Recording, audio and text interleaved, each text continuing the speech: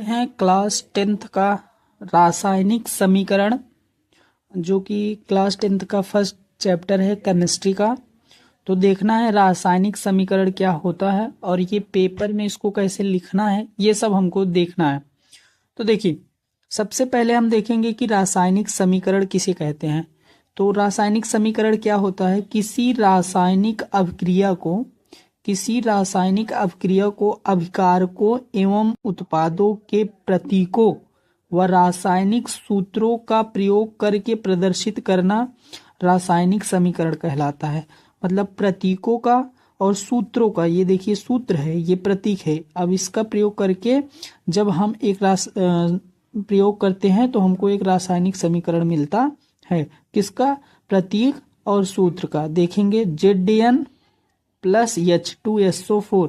तो देखिए इसका इसके साथ जब अपक्रिया हुआ तो क्या बना ZnSO4 प्लस H2, ये बन गया। अब देखिए रासायनिक समीकरण में हमने कहा क्या, अभिकारक और उत्पाद। अब हम समझेंगे कि अभिकारक क्या होता है और उत्पाद क्या होता है।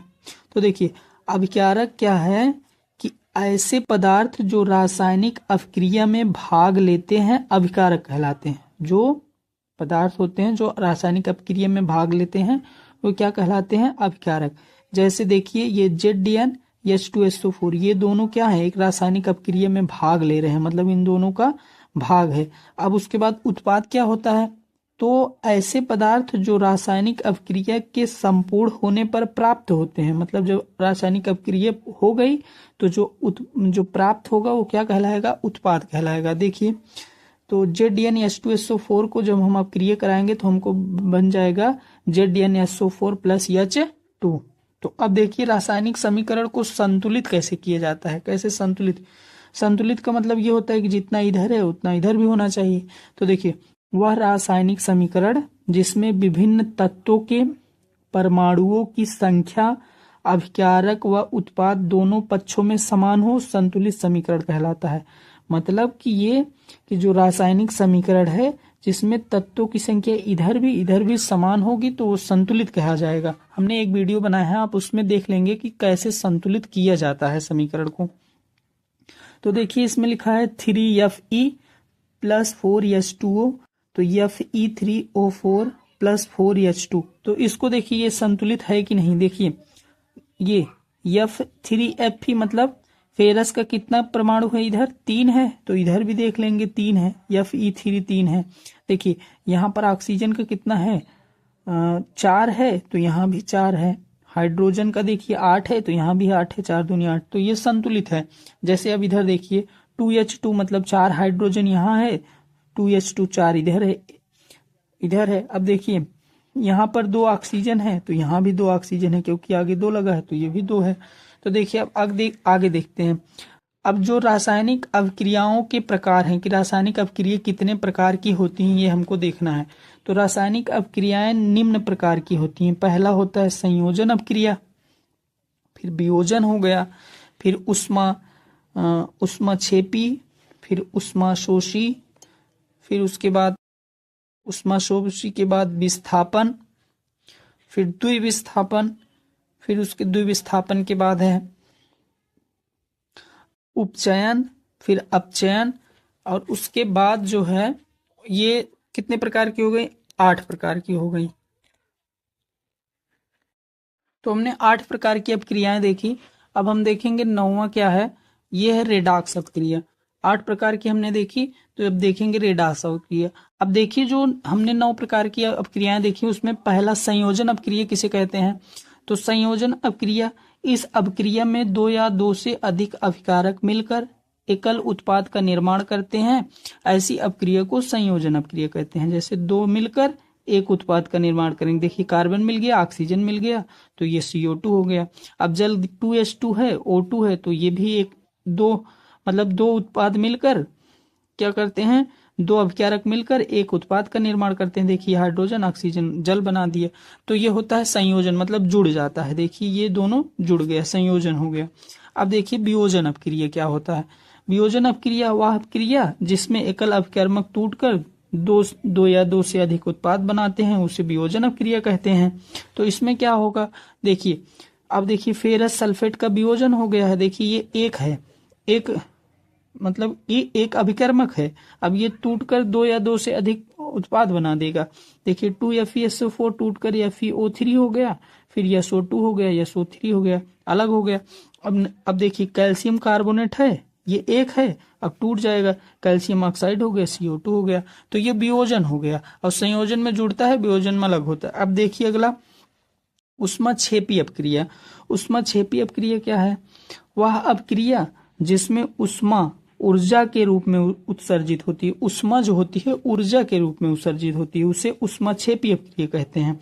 जैसे देखिए प्राकृतिक गैस का दहन, देखिए CH4 प्लस 2H2 2CO2, तो ये हो गया CO2 प्लस 2H2 प्लस ऊर्जा मिल गया हमको। तो जो ऊष्मा है किसके रूप में हो गया? ऊर्जा के रूप में हो गया। तो आगे देखिए ऊष्मा शोषी अपक्रिया। ऊष्मा शोषी अपक्रिया क्या है? जिन अपक्रियाओं में ऊर्जा का अवशोषण होता है उसे ऊष्मा शोषी कहते हैं। मतलब इसमें ये ऊर्जा देता था, और ऊष्मा शोषी का मतलब ग्रहण करना होता है, ऊर्जा ग्रहण करेगा। तो देखिए H2 प्लस I2, तो ये ऊर्जा प्लस 2HI, देखिए ये सब जुड़ गया तो ये बन गया 2HI।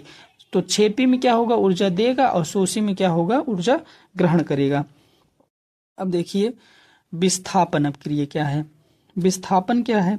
तो विस्थापन अपक्रिया का मतलब ये होता है ऐसी अपक्रिया जिसमें किसी यौगिक के अणु के किसी परमाणु अथवा समूह के स्थान पर कोई दूसरा परमाणु समूह आ जाता है, विस्थापन अपक्रिया कहलाता है। मतलब एक का स्थान चेंज कर दूसरा आ जाएगा तो वो विस्थापन हो जाएगा। मतलब अपने स्थान से एक दूसरे को हटा देगा तो दूसरा उसके स्थान पर आ जाएगा। जैसे देखिए ZDN है, CuSO4 है, तो देखिए क्या किया इसने, ZDN है, देखिए SO4 इसके साथ हो गया, और ये Cu को हटाकर यहाँ कर दिया, लास्ट में कर दिया। तो ये मतलब विस्थापन हो गया, इसने अपनी स्थान को चेंज कर दिया। ये देखिए FeCuSO4 है, तो देखिए FeSO4 एक साथ हो गए, और Cu देखिए लास्ट में हो गया। तो ये क्या हो गया? वियोजन अपक्रिया हो गया। तो आगे हम छठवां अपक्रिया देखते हैं। अब देखिए हमने विस्थापन देखा, अब हम देखेंगे द्विविस्थापन। द्विविस्थापन का मतलब होता है इसमें दो वस्तुओं का विस्थापन होगा। तो देखिए वे अपक्रियाएं जिसमें अभिकारकों के बीच आयनों का आदान प्रदान होता है। अभिकारकों के बीच किसका आदान प्रदान होता है? आयनों का। उसे द्विविस्थापन अपक्रिया कहते हैं। तो जैसे देखिए Na2SO4 PaCl2। अब इसमें देखिए दो चीजों का आदान प्रदान हो रहा है। देखिए Ba जो है ये SO4, यहाँ देखिए Ba के साथ क्या आ गया? SO4 आ गया, और 2 जो Na है इसके साथ Cl आ गया, 2NaCl। तो मतलब इसमें देखिए दोनों से अपक्रियाओं का मतलब आदान प्रदान हो रहा है। Ba के साथ क्या हो गया? SO4, और Na के साथ क्या हो गया? Cl। तो ये दो अभिकारकों का इसमें आदान प्रदान हो रहा है। अब देखिए उपचयन। उपचयन क्या है? ऐसी अपक्रियाएं जिसमें ऑक्सीजन की वृद्धि हो तथा हाइड्रोजन का त्याग हो। अब उपचयन का मतलब यही होता है कि ऑक्सीजन की वृद्धि, ऑक्सीजन बढ़ेगा, और जो है क्या हो जाएगा? हाइड्रोजन का त्याग, जिसमें हाइड्रोजन को बाहर विस्थापित कर दिया जाएगा। जैसे इसमें देखिए 2Mg प्लस O2, तो 2MgO हो गया, इसमें हाइड्रोजन नहीं है। देखिए अब देखिए 2Cu प्लस O2, तो ये हो गया 2COU। तो ये जो है देखिए इसमें ऑक्सीजन का क्या हो रहा है? वृद्धि हो रहा है, ऑक्सीजन बढ़ रहा है। देखिए ऑक्सीजन बढ़ रहा है और हाइड्रोजन इसमें है ही नहीं। तो अब देखिए अगला जो अपचयन अपक्रिया क्या है? ऐसी अपक्रिया जिसमें हाइड्रोजन की वृद्धि हो तथा ऑक्सीजन का त्याग हो उसे अपचयन अपक्रिया कहते हैं। तो इसमें क्या होगा? हाइड्रोजन की वृद्धि। देखिए इसमें हाइड्रोजन की वृद्धि हो रही, इसमें ऑक्सीजन की हो रही थी, इसमें हाइड्रोजन की हो रही। तो Cu प्लस H2O, ऑक्सीजन निकल रहा है और हाइड्रोजन की क्या हो रही है? वृद्धि हो रही। अब देखिए रेडॉक्स अपक्रिया क्या है? जिन रासायनिक अपक्रियाओं में उपचयन तथा अपचयन अपक्रियाएं साथ साथ होती हैं, मतलब अपचयन और उपचयन जो आपने ऊपर पढ़ा ये दोनों साथ साथ होती हैं, तो उसे रेडॉक्स अपक्रियाएं कहलाती हैं। तो रेडॉक्स अपक्रिया ये ध्यान देंगे हम कि उपचयन और अपचयन दोनों जब अपक्रियाएं होंगी तो उसे हम क्या कहेंगे? रेडॉक्स अपक्रिया कहेंगे। तो देखिए Cu प्लस H2, CuH2O, देखिए इसमें हाइड्रोजन भी सम्मिलित हो रहा है और ऑक्सीजन भी, ऑक्सीजन का त्याग भी हो रहा है। तो ये समीकरण होगा, ये जो होगा रेडॉक्स अपक्रिया, इसमें दोनों होगा, अपचयन और उपचयन दोनों होता है। तो 10 मिनट के अंदर आपने इस वीडियो को देखा है।